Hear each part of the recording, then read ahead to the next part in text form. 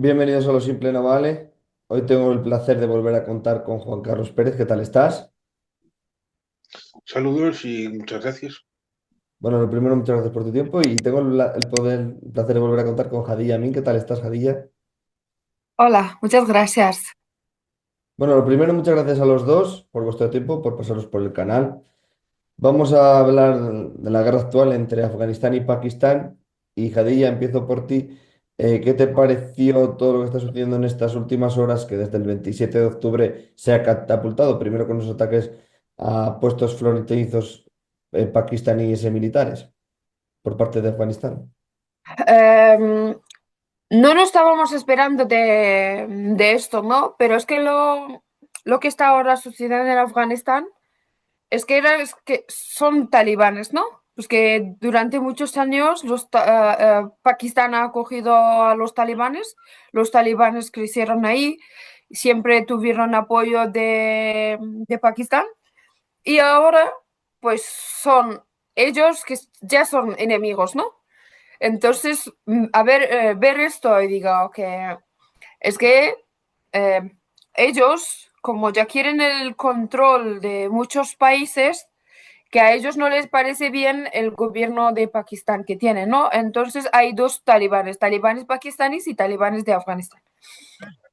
Entonces, ahora, eh, como ya ellos no llegan a un acuerdo, pues lo que está sufriendo es gente civil, ¿no? Que está sufriendo dentro de Afganistán. Por ejemplo, otra noche, cuando hubo bombardeo, mi hermana, mi familia que están ahí estaban muy asustados. Mi hermana lloraba, mis sobrinos, porque a las 2 de la noche empezaron a bombardear. Digamos, ¿esto qué es? Es una guerra abierta que empezaron con los talibanes, pero eso no se puede permitir. Que ellos eran las que apoyaban a los talibanes. Juan Carlos, ¿qué te parece a ti también la situación actual y todo lo que ha ido incrementándose en las últimas horas?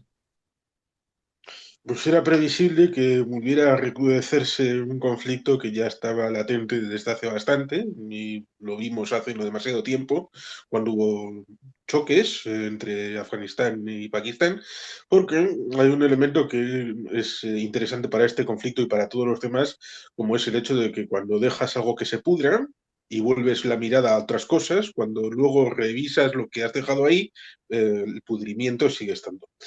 Por lo tanto, no resolver las situaciones hace que este tipo de conflictos latentes en algún momento estallen, como el push, y manchen a los demás. Otra cosa es que 48 horas después ha habido una situación respecto de Irán que tal vez haya ensombrecido este esquema de cosas entre Afganistán y Pakistán, pero la situación de la triple frontera, podríamos incorporar también a Irán, por ejemplo, con el tema del agua, a la hora de esas presas o represas que se hicieron en los años 50, curiosamente con ingenieros estadounidenses, ligando la zona de Afganistán con Irán.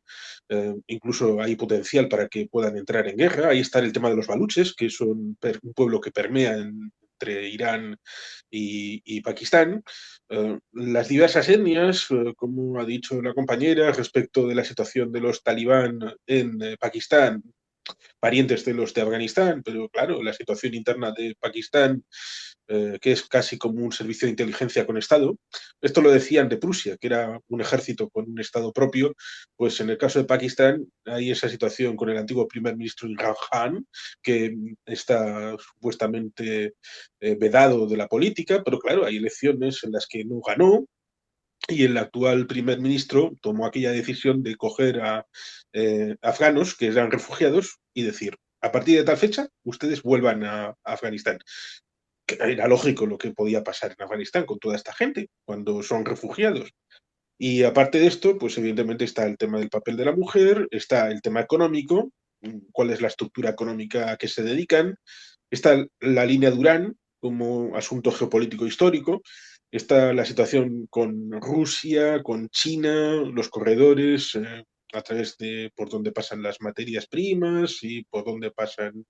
Con lo cual, los elementos siguen estando ahí de fondo a la hora de generar una situación en la que no debería de ser tan sorprendente el hecho de que se acaben pegando. Otra cosa es que se pueda hacer el listado de cuáles son los elementos que son los objetivos. ¿Cuáles son los objetivos del gobierno de Kabul, el del Emirato actualmente? ¿Qué es lo que quieren conseguir de pegar a Pakistán? ¿Y Pakistán qué quiere? Tal vez mover la línea Durán, tal vez algo relacionado con los refugiados. Es un asunto que por lo menos yo tengo más preguntas que respuestas sobre estos objetivos, pero claro, en este tiempo de incertidumbre en donde reavívase la guerra también entre Camboya y Tailandia y tampoco sabemos cuáles son los objetivos reales. Ha habido el asunto este entre Irán, Israel y Estados Unidos y tampoco sabemos qué objetivos están encima de la mesa. Parece que nos han hurtado un montón de piezas y sin piezas es difícil montar el puzzle. Jadilla, ¿a ti qué te parece que pueden ser los intereses tanto de un lado o de otro? De los talibanes de Afganistán, ¿qué interés tienen ahora en atacar a Pakistán? Pues como dijo no Juan Carlos, que a lo mejor es por Durham, porque es que llevamos mucho tiempo con este problema que hay entre Pakistán y en Afganistán, ¿no? Entonces, los talibanes de Afganistán esto no aceptan, ¿no? Que formalmente no es un parte de Pakistán. Y los afganos y especialmente los talibanes que están ahí pues luchando porque a ellos no les parece bien que esto sea un parte de Pakistán, ¿no? Que en la frontera que tenemos esto. Y lo que quieren, como yo lo que he leído sobre Pakistán, ¿no? Sobre lo que quieren los talibanes de Pakistán, quieren tener como, para mí no es un gobierno, porque para mí son terroristas, son talibanes, ¿no? Que ellos quieren tener como los talibanes gobernando o controlando a Pakistán también, ¿no? Entonces a ellos no les parece bien el gobierno que tienen ahí, porque ahí también hay muchos problemas. O esto también se puede porque hay muchos refugiados afganos en Pakistán y muchos de ellos son ilegales en Pakistán, ¿no? Entonces, para poder deportar a estos afganos que llevan estos más de 4 años, ¿no? Esperando para que los países europeos les den visado, y esto los pakistaníes no quieren, ¿no? También se puede como presionar a estos refugiados para que les deporten a Afganistán por este conflicto que tienen y ahí pues para ver que estos refugiados que no, como no tienen otro sitio para ir, ahora que ya vemos cómo está Irán, ¿no? Entonces esto afecta mucho a los refugiados y especialmente a las mujeres, que hay muchas mujeres afganas que están esperando, que han huido de la situación de Afganistán y son mujeres que no pueden seguir viviendo en Afganistán. Las mujeres que fueron amenazadas en Afganistán y tuvieron que salir de ahí y buscar refugios en Pakistán.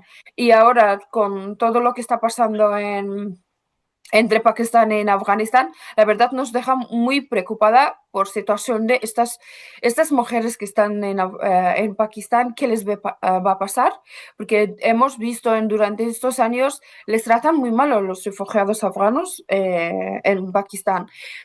Y ahora con lo que está pasando, pues si no pueden, es que ya están atacando, bombardeando en Kabul, en otras provincias que hemos visto, ¿no? Van a presionar a los afganos, a las mujeres que están ahí, les van a deportar. Entonces ahí es que nos deja muy preocupado que eh, qué están buscando, ¿no? ¿Para qué quieren una guerra abierta? ¿Y para qué están bombardeando? ¿Por qué los talibanes han entrado en esta guerra con ellos? Porque vemos que no están haciendo nada por el país, para el desarrollo del país, para los proyectos, para que Afganistán pueda desarrollar. En estos años no hemos visto que los talibanes no están haciendo nada, solo buscan siempre problemas, conflictos. Primero es una guerra contra las mujeres dentro de Afganistán y ahora que ha empezado con Pakistán y eso es para nosotros es muy preocupante. Juan Carlos, además es que Pakistán cuenta con más medios militares y más potentes que Afganistán. O sea que eso es más complejo para los talibanes de Afganistán.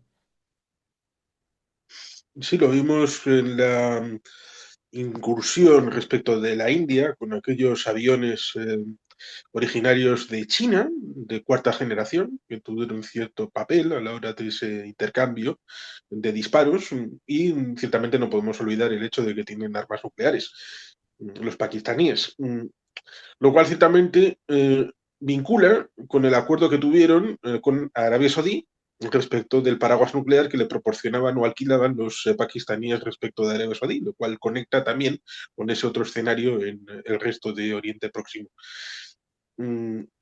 Cierto es que la situación que refleja la línea Durán hace que cada país, tanto Afganistán como Pakistán, sea como una Macedonia, como un tutti frutti de etnias y de pueblos, lo cual hace que no es algo novedoso. Por ejemplo, lo hicieron los franceses en Níger, incluso cambiando la capital, a la hora de establecer quién es la etnia dominante, quién tiene el poder, quién puede estar por debajo. Y esto en Afganistán lo saben los hazaras, por ejemplo, eh, y en Pakistán los baluches, por ejemplo, a la hora de saber de dónde pueden no tener, incluso cuando llegaron los chinos a Baluchistán y pusieron aquel puerto tipo Sugar Daddy, pensaron los de Baluchistán, los baluches, igual recibirían, aunque sea un sueldo digno, y ni siquiera fue eso. Con lo cual, hasta cierto punto tenemos ahí ese elemento étnico a la hora de impulsar resquemores que no son nuevos, son de larga duración y hace tal vez que se quieran establecer, he creído entender a compañeras respecto de esa lucha intestina entre etnias en el hecho de lo típico que suele ser de buscar un enemigo interno, pueden ser las mujeres, pero pueden ser también otras etnias, y buscar el enemigo externo. Cuando estas dos cosas se vinculan, pues suele quedar un combo bastante tiránico, dictatorial y de tratar de autorreproducirse y autosostener el régimen lo más que uno pueda. Padilla, respecto a las etnias también, ¿cuál es tu opinión en que está ofreciendo el compañero lo que sucede? Como hay varias etnias en Afganistán y siempre hubo problemas entre etnias que hay, por ejemplo, los pashtunes, los tayiques, los hazaras, que los hazaras son minorías que han sufrido mucho. Mm, y yo siempre esto digo con mis compañeros y compañeras o amigos y amigas que hablamos, ¿no? Que lo que necesitamos nosotros y nosotras es unirnos, nos da igual de qué etnia somos, ¿no? Tenemos que unirnos para para estar juntos, para poder trabajar dentro de Afganistán para que cambie la situación, hasta que tengamos este problema, ¿no? Que tú eres azara, yo no quiero que tú estés en Afganistán, tú no eres afgano, o tú eres tayik, tú tienes que ir de Afganistán porque no os queremos, que esto hemos escuchado. O tú eres pashtun, Afganistán es de los pashtunes, pues este problema tenemos dentro de Afganistán. Por eso no hemos tenido un gobierno estable durante, llevamos más de 40 años, no hemos tenido gobiernos estables porque este problema de diferentes etnias que tenemos en Afganistán, y esto es una de las realidades que la verdad es muy duro al escuchar que hay etnias que ya no quieren, ¿no? No quieren ser afganos o dicen que ahora están hablando mucho de esto, que digamos no tenemos que hablar de momento esto, que yo no soy afgano, porque es cuando dices que tú eres afgano, es decir, significa que tú eres pashtun. Entonces no quieren ser pashtunes. Para ellos es como que si alguien les llama afgano o afgana, pues significa que eres pashtun, tú eres de etnia pashtun, entonces esto no lo quieren. Pero digamos que no tenemos que hablar de momento de esto, que yo no soy afgano, soy afganistaní, como pakistaní, como iraní, quieren que les llamamos esto, pero es que más de esto tenemos problemas muy graves. Por ejemplo, llevamos 4 años en esta situación que nuestras hijas, nuestras hermanas no pueden estudiar. Lo más importante es que tenemos que pensar sobre derechos de las mujeres, sobre derechos humanos en Afganistán. De momento no es necesario hablar de que quién, de qué etnia es o de dónde viene. Somos de Afganistán, somos afganos y tenemos que estar unidos para poder cambiar la situación de Afganistán y liberar a Afganistán de las manos de terroristas, ¿no? Pero eso es uno de los problemas que siempre ha afectado mucho a Afganistán. Diferentes etnias y no quieren ser afganos, quieren ser de Afganistán, pero entre etnias sí que hay un problema. Pero para mí, como una mujer afgana, a mí me da igual de qué etnia soy, porque yo tengo amigas y amigos hazaras, pashtunes. Para mí no es este asunto importante que de qué etnia vienen, ¿no? Porque somos de Afganistán, somos refugiados aquí y tenemos que trabajar por nuestro país. Juan Carlos, ¿cómo crees que también pueden interceder elementos de otros países? Por ejemplo, Estados Unidos con lo que estamos viendo ahora en Irán y demás, ¿crees que puede haber alguna intervención también en este conflicto para mediar? La India no sé si puede aprovechar algo para ir en contra de Pakistán, teniendo en cuenta también lo que has contado, que esas rencillas que siguen alimentándose cada vez más y más. ¿Cómo ves también un poco desde la perspectiva internacional la situación entre Afganistán y Pakistán? Es cierto que habría un elemento que creo que es importante, como es follow the money, sigue el dinero, y también los impulsos. El de Donald Trump podría ser aquella de quiero reabrir la base de Bagram, y bueno, pues resulta sorprendente porque Bagram pues, fue abandonada hace ya 5 años, prácticamente. Pero también podríamos mencionar la ruta de la seda de China, en donde antes regalaban dinero así gratis a Zamore, venga, que no hay ningún problema. Pero los chinos también tienen sus problemas económicos, demográficos, de urbanismo, con la crisis de la inmobiliaria que Evergiven, aquella. Bueno, pues ciertamente ciudades vacías. Así que tampoco están para regalar dinero y cambiaron la política de la ruta de la franja y la seda por lo que Estados Unidos ya tenía hace bastante tiempo. Si siguen los lineamientos políticos que yo establezco, entonces puedo ser un poquito más generoso, pero siempre que haya vuelta. Esto lo están sufriendo los africanos. El año anterior y este año tienen más dinero de vuelta por préstamos cobrados que dinero en nuevo emitido en África. Este tipo de cooperación al desarrollo también seguro la está sufriendo Afganistán, con el añadido también de que resulta un poquito hipócrita porque en Afganistán, pues seguro que no es una sorpresa para nadie, hay musulmanes y los chinos están haciendo lo que están haciendo en Xinjiang, que son musulmanes, lo cual ciertamente hace que cierta geopolítica sea un poquito hipócrita a la hora de tener una política hacia el exterior que es completamente contradictoria con la política que puedes tener hacia el interior por el interés de ese pequeño corredor en la zona norte que vincula la posibilidad de salida de productos o de ingreso de productos hacia China sin tener que pasar por la India, de esa confrontación que tienen India y China respecto de los estrechos de Malaca, Andaman y Nicobar, a la hora del acceso al Índico. De ahí tendríamos también la conexión con el tema de Camboya, que en Tailandia estaría la posibilidad de hacer un canal terrestre para poder pasar de la zona del mar de la China Meridional en dirección hacia el Índico sin pasar por las islas de Andamán y Nicobar. Con lo cual ahí ciertamente está parte de ese asunto económico. ¿A qué se dedica económicamente un Pakistán, por ejemplo, que tiene dificultades porque hay riadas cada cierto tiempo, terremotos y unas pérdidas importantes a la hora de hacer este tipo de negocios, a pesar de que si tenemos en cuenta de que Irán sigue teniendo importante presencia a la hora de las exportaciones, el pistacho y la forma tradicional persa, pues uno puede pensar que este tipo de productos que no son los más glamurosos, pues siguen estando de fondo en import-export como elementos importantes. Pero ¿hasta qué punto esa situación de base a la hora de a qué se dedica el afgano medio o el pakistaní medio a la hora de vivir la vida, de tener un trabajo, de tener ingresos? ¿Tienen economía agrícola? ¿Tienen ganadería? Eh, ¿Tienen industria? ¿De qué tipo? ¿De sacar materias primas simplemente por su valor? o pueden hacer alguna transformación de valor añadido?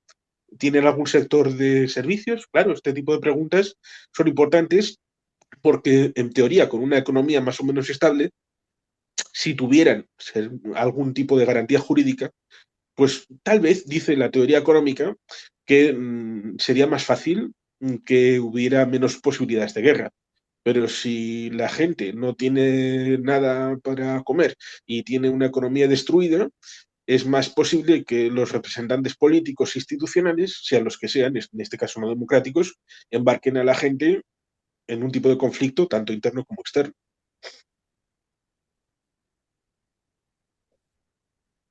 No te oigo, Alberto. ¿Cuál es la forma de vida que se gana el afgano ahora mismo? ¿Cómo lo ves? Desde que los talibanes retomaron el poder en Afganistán, vemos la situación económica del país es fatal, que muchas familias no tienen nada de comer. Entonces es ahora lo que vemos muchas familias que si, por ejemplo, que si las mujeres eran sostenes de la familia, se quedaron sin trabajo. Hemos visto casos de matrimonio infantil porque eso es una manera de que una familia puede vivir, porque a la hora de que se casa una niña con un hombre mayor que tiene mucho dinero, pues el resto de la familia se puede mantener, ¿no? Entonces hemos visto esto, los países que ahora, como Juan Carlos ha explicado bien, que tienen intereses, ¿no? En Afganistán, por ejemplo, China, Rusia, entonces a través de esto se están ahí, ¿no? O digamos que están gobernando, porque si no, no se puede un país sin recibir ayudas económicas o tener negocios, ¿no? Entre otros países. Es muy difícil desarrollar, ¿no? Pero la situación económica de muchas familias son en una situación horrible y la pobreza, vemos que cada vez hay más pobreza en Afganistán. Hay muchísimas familias que no tienen nada de comer. A mí, pues me llaman todos los días familias mandando fotos de sus hijos que no tienen nada de comer y me piden ayuda. Y yo digo que es que no podemos hacer nada desde aquí porque les están mandando dinero en nombre de ayuda humanitaria semanal, están ayudando a los talibanes, pero esta ayuda ¿dónde va? No sabemos, ¿no? Que esto va a los talibanes o llega a la gente a la población que necesita, que hay muchas familias que no tienen nada de comer y si hemos visto entre Pakistán y Afganistán, si cierran la frontera, es otro problema, que no se puede ni mandar las cosas que necesitan, entonces eh, es cada vez más horrible la situación de Afganistán. Y esto creo que no va a poder continuar. Sigue siendo haciendo esas cosas lo que ahora vemos con los talibanes. Juan Carlos, ¿cómo estás viendo también? Me imagino que Afganistán sí que no tiene casi posibilidades de defenderse porque los talibanes de Afganistán no cuentan con medios prácticamente, ¿no? No, tienen algo heredado respecto de lo que dejaron los americanos en agosto del 2021. Algo ha sido pasto también de tráfico de armas a la hora de venderlo, porque en algún caso se habló que habían aparecido armas estadounidenses en determinados mercados de tema de armas. Y se decía, no, estos que los ucranianos lo han vendido. No, a ver, muchachos, a ver si se enteran. Dejaron un arsenal bastante importante al salir en agosto del 21 en Afganistán y parte de eso ingresó en mercados negros a la hora de compra-venta de armas. Eh, pero si los pakistaníes piensan que pueden entrar en Afganistán así alegremente, que piensen no solamente en los griegos, sino también en los rusos, en los británicos, en los soviéticos, en los estadounidenses.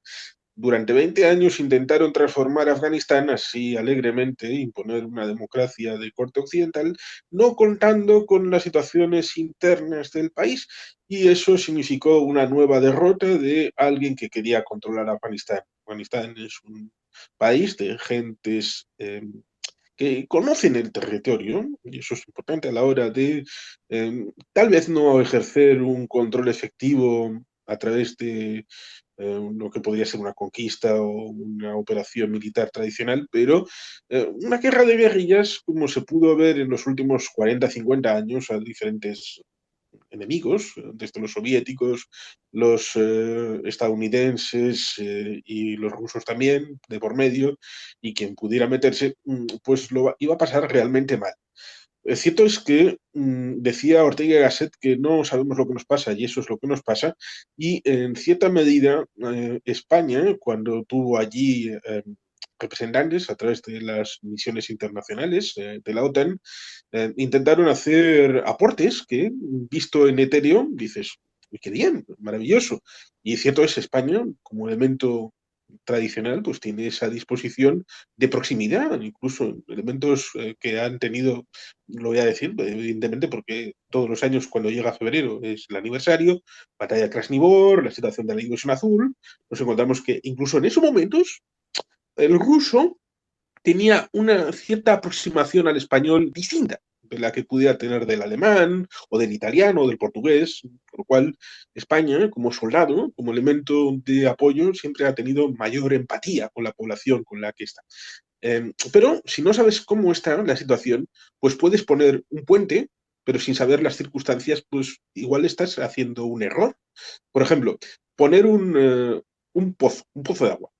Vale, pues el principio fantástico, así las mujeres no tienen que ir unos kilómetros para allá en dirección hacia el pozo natural, sino lo tienen más cerca, pero era malo porque a la noche las mujeres lo destruían. ¿Por qué? Porque el ir caminando hacia el otro lugar era el único lugar y momento en el que pudieran estar juntas hablando, con lo cual socialmente tenía una situación diferencial.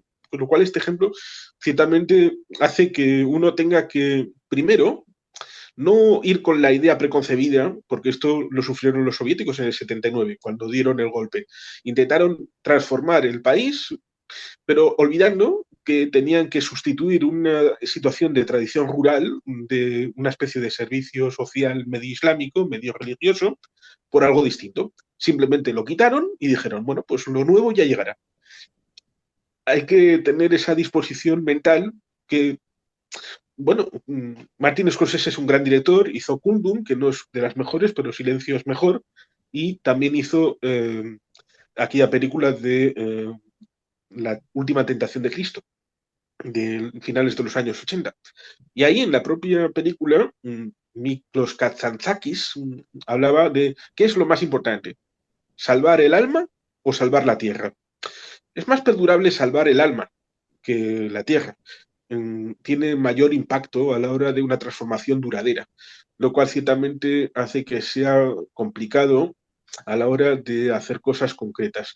Lo digo porque, por ejemplo, los soviéticos tenían mapas de elementos minerales que evidentemente no pudieron explotar en ese momento, pero digamos que lo guardaron en secreto. Los chinos seguramente estarán teniendo esa tentación de sacarlos o de traficarlos, pero para eso necesitan un Afganistán estable.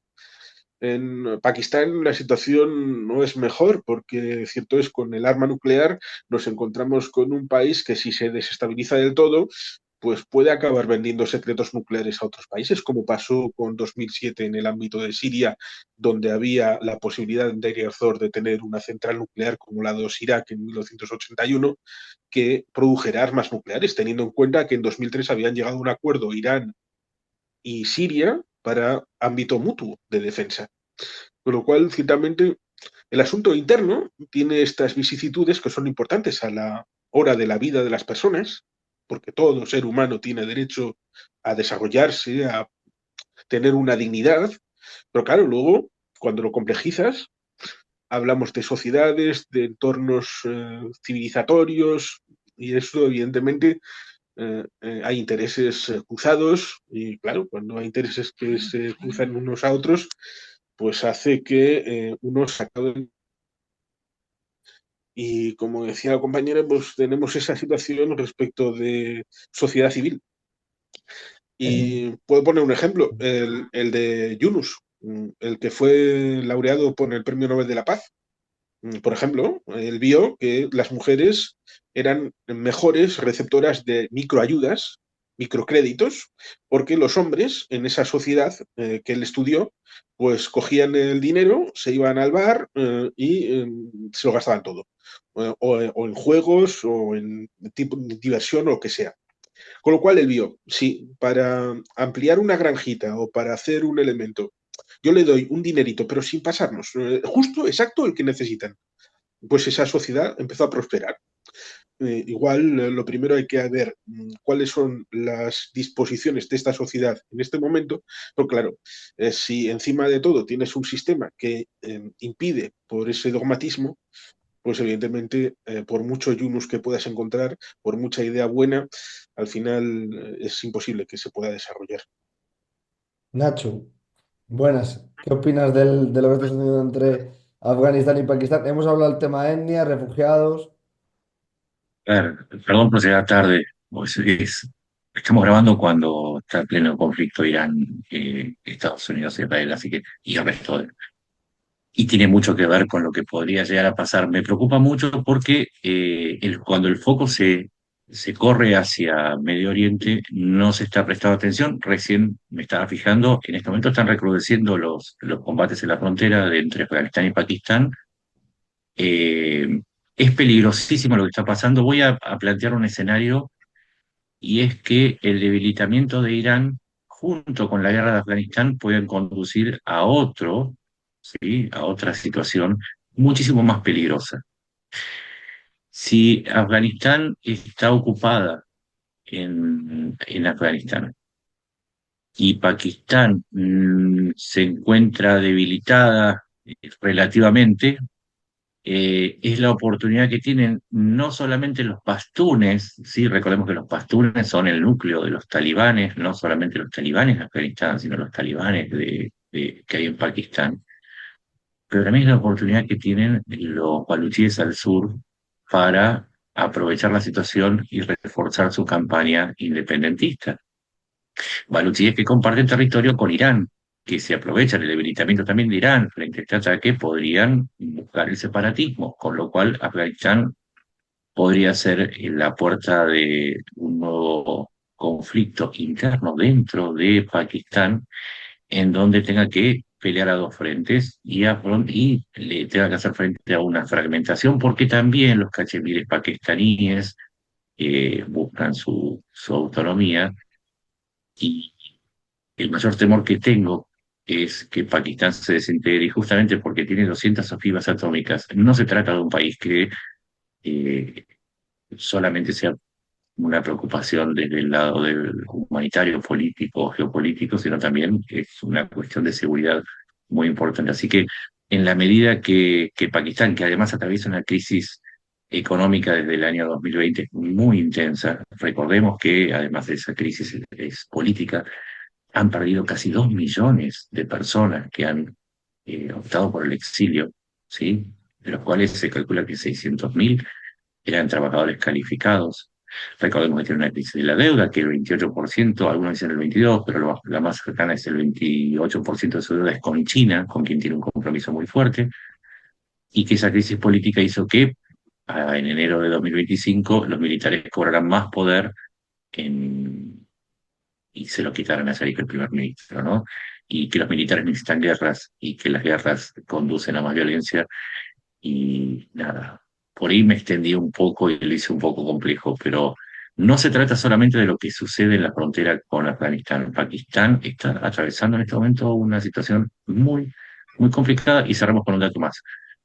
Eh, Dentro de este cóctel también está la expulsión de al menos 1,4 millones de refugiados afganos que estaban en territorio pakistaní, ¿sí? Eh, Puede que esto acelere la expulsión. No creo que una frontera en guerra se haga, ¿no? Pero que cualquier acuerdo acelere esta expulsión. Y eso también traería una crisis adicional dentro de Afganistán porque implicaría agregarle un 5% de población a un país que vive en un 40% de la ayuda externa. O sea, el cóctel, más allá de lo militar, es tremendamente complicado. Tiene que ver con lo que pasa ahora en Irán, que lo puede agravar, y el final está abierto, mientras, como dije, la violencia en la frontera recrudece. Ahí ha dicho Nacho muchas cosas. ¿Quieres hablar de alguna en concreto? No, pues lo que ha dicho, ¿no? Es que digo que situación de Afganistán actualmente es muy complejo. Como vemos, ¿no? Con Irán y con Pakistán, entonces es para nosotros que somos afganos, nos ha dejado muy preocupada la situación actual, lo que está pasando todos los días. Antes solo estábamos preocupadas por las mujeres, por derechos de las mujeres, y ahora esto nos deja más preocupados porque si expulsan a esas mujeres que están viviendo Ujú. en Pakistán, si les deportan a Afganistán, entonces, ¿qué va a pasar con ellas, no? Esto a nosotras nos preocupa mucho situación de las mujeres. Sí, Khadija, yo no sé de qué etnia sos vos, pero además sumemos un factor adicional. Y es que en el norte, tanto tayikos como uzbekos y algunos turkmenos están resistiendo a los talibanes y podría ser esta la oportunidad, digo, si se debilitan los talibanes por el combate con Pakistán para que recreen esa alianza del norte y vuelva la guerra civil a gran escala dentro de Irán, y que también sumen a los hazaras que, recordemos, tienen un vínculo con Irán. Irán no quiere aceptar más refugiados, de hecho está expulsando también a los hazaras afganos hacia Afganistán, y como decís vos, regresar a la tierra de los talibanes no solamente implica llegar a un país sumido a la pobreza por esta larga guerra, intervenciones externas y civiles, sino también exponerse a las brutalidades de los talibanes. Por eso, uno a veces se fascina mucho con el mundo militar, pero los dramas tienen como capas de complejidad a la que no hay que dejar de prestarles atención, porque cada regreso es una tragedia en potencia, y en eso mi solidaridad, Carilla. Juan Carlos, algo que añadir también a lo que han estado diciendo los compañeros.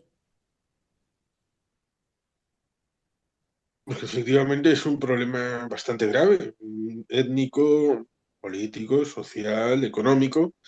Mm, Igual como acaba de entrar, igual puede responder a la hora de pensar qué objetivos pueden tener los contendientes en esta guerra, más allá del hecho directo, que es el tema de Afganistán con Pakistán, en esta suerte de triple frontera fuera de Sudamérica, como sería esta entre Irán, Afganistán y Pakistán. ¿Cuál sería el objetivo de una guerra abierta declarada por Pakistán y que Afganistán seguro que le parece bien? ¿Cuál sería el objetivo de Kabul y cuál sería el objetivo de Islamabad? Nacho. Lo planteo, Nacho. A ver, el objetivo de Islamabad es claramente ponerle un control a todo lo que son las reivindicaciones pastunes, hacer que los talibanes dejen de ignorar la línea Durán. O sea, hay una línea demarcatoria que los talibanes nunca reconocieron, y ellos creen que el Pastunistán es superior a cualquier arreglo de fronteras. Eh, los grupos talibanes, el TPS, el CTPS, bueno, no sé cómo decirlo con las siglas, que son los talibanes pakistaníes, están cometiendo ataques brutales dentro de Pakistán. El último en la mezquita de Islamabad dejó 30 muertos. Hubo otro con 26 muertos en un puesto fronterizo, los dos con ataques suicidas. Eh, Acá hay una amenaza real porque los afganos, los talibanes, no tienen fuerza aérea, no tienen quizás columnas de blindados como Pakistán, pero tienen suicidas y tienen una población dentro de Pakistán, dentro de la cual hay muchos que están dispuestos a llevar ese yihadismo o ese pastunistán, porque se mezclan las dos cosas, ¿no? Se mezcla la reivindicación nacional pastunista con la idea de crear un califato, ¿sí? Y eso es el objetivo de Islamabad. Me da la impresión que es ponerle un coto, ¿sí? Cerrar esa cuestión o por lo menos controlar la situación. Y para Afganistán, como decíamos, hacia el norte no puede ir, hacia el lado de Irán tampoco, hacia China tampoco, y avanza hacia el sur. Nunca hay que olvidar que los talibanes no solamente son una idea religiosa, sino también tienen sus ideas de expansión. Y completar esa toma del Pastunistán es un objetivo permanente de los talibanes en tanto pastunes. Entonces, esos son los objetivos que tienen, en mi opinión, y aparte los talibanes también quieren condicionar a Pakistán por una cuestión comercial, por una cuestión de frenar las expulsiones. Y si uno se da cuenta, los objetivos chocan. Eso es lo que choca en la frontera. Y eso es lo que estamos en este momento presenciando. Pakistán lucha por su integridad, los talibanes por darle algún tipo de sueño a la gente que vive bajo su zona de control y quizás un sueño expansionista oculta el fracaso del régimen que sumió a Afganistán en la pobreza, en la violencia de género y sobre todo en la represión brutal y cotidiana. Así que es muy difícil de resolver, es extremadamente difícil de resolver. No sé si quieres decir algo más para ir cerrando. Jadilla, ¿quieres decir algo más para cerrar? No, lo que hemos visto ayer, ¿no? Que el Trump también apoya, ¿no? Pakistán en contra de los talibanes. Esto es que nos da la idea de que en el fondo lo que está apoyando Estados Unidos a los pakistaníes, ¿no? Para presionar a los talibanes. Esto también es preocupante para ver qué quieren ellos, porque ya hemos visto, ¿no? Para tener presencia en Asia, lo que están haciendo, pues nos deja como pensar que a lo mejor, como ya vemos, ¿no? Que el ataque de Israel a Irán es, ¿no? Que Estados Unidos también está ahí vinculado. Y ahora con Afganistán y Pakistán, esto también, si tengan este apoyo, pues que la verdad no sé qué decir de esto. Juan Carlos, ¿han hecho algo más para cerrar? Si no, lo dejamos aquí. Sí, yo un concepto que sería el de profundidad estratégica, que desde la guerra aquella del 71, cuando Pakistán Oriental se convirtió en Bangladesh, había esa idea de que Pakistán, que había perdido guerras, necesitaba una profundidad estratégica en Afganistán para poder retirarse y reordenarse en caso de la toma del país. Por eso cambiaron, por ejemplo, la capital de Karachi a Islamabad, que es en teoría un poquito más protegible. Pero esa situación en la que en teoría hablaban de la dualidad, de que si en Kabul había un gobierno amigo de la India, entonces Pakistán sufría y tenía mucho miedo geopolítico. Y cuando sucedía lo contrario, de que Kabul era amigo de Islamabad, entonces esa situación hacía que pudiera Pakistán envalentonarse. Teniendo en cuenta la situación actual, de que no se da ninguna de las dos circunstancias, que en teoría era binaria, que era una u otra, y hemos salido del recuadro y no es 0-1, sino ha salido un 2, pues eso debería de hacer que la gente empezara a pensar por sí misma y no seguir un esquema preconcebido, sino tratar de volver a reevaluar la situación y ver esos ingredientes que dejaron fuera de la reflexión. Bueno, chicos, pues muchísimas gracias a los tres y un fuerte abrazo y nos vemos en otro momento. Gracias. Gracias y perdón por llegar Gracias. tarde. No pasa nada. Adiós. Gracias.